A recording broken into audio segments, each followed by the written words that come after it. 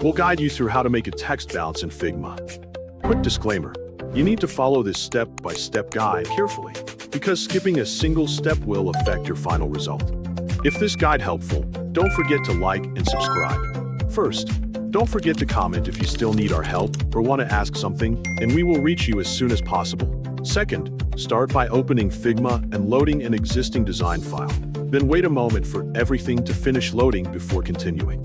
Head down to the toolbar, select the text tool, and click on the canvas to type a single letter. Press Escape when you are done editing, then use the right-hand panel to set the font size to whatever works best for your design. With the letter selected, right-click on it, and choose Create Component from the menu. Once the component is created, press Shift and A to apply auto layout.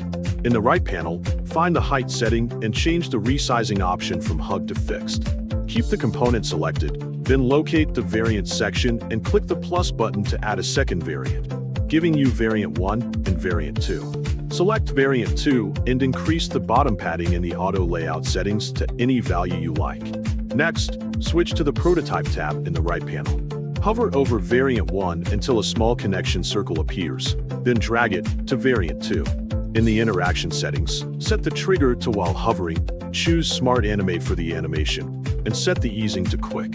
Switch back to the Design tab and double-click into the component set to select only the top letter from variant 1. Hold Alt and drag it onto the canvas to create a copy. Then select that copy and press Ctrl and D to create a second one. Select both letters, hold Shift while clicking them, then press Shift and A to place them inside an auto layout frame. Click one of the letters inside the frame and continue pressing Ctrl and D until you have enough letters to spell your word. Double-click each letter one at a time and replace it with the correct character. Once the word is complete, position the auto layout frame wherever you want it in your design.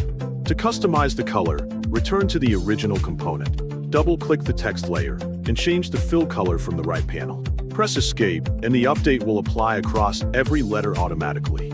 Finally, switch back to the Prototype tab. Click the play button in the top right corner to open a preview window.